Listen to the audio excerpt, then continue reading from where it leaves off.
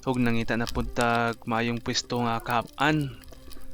Ani nga dapita, kita ako diri sa una og kanang mga mangrove snapper Di totoo yan. diha sa may ubos. Pero mingaw man. Medyo lubog-lubog pud ang ato ang palibot kay kusog kayo ang habagat sa mga niaging adlaw na timing lang kita karon nga wa kayo sa putang panahon ba. Pero gapabilin pa ang lubog. Ya, sige kung dungo-dungo dia hangad-hangad ug nabay mga mulabayng mga pelagic nya akong pana gatdungaw dias ubos. Paghangad nako pag lingi nako diri sa may wala kay murag day kitong to ah. Paborito ni Master Dave Sumili. Master, wala ni sa out master na sa ubos sa kantel. Matong dali na kong kwahing akong pana. Medyo nilayo-layo na siya pero akong gitira gyapon.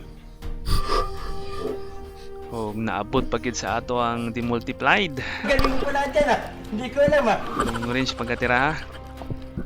O dito na igog kisi-kisi na. Sakatag dali-dali kay taod-taod putang nag atang-atang dito ba. O na.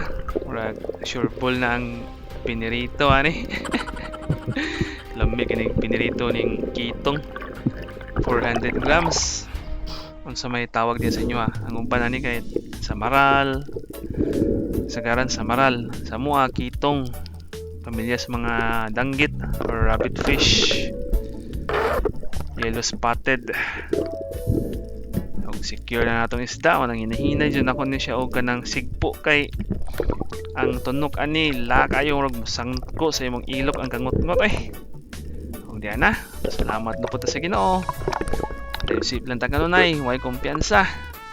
To God be all the glory and God bless us all.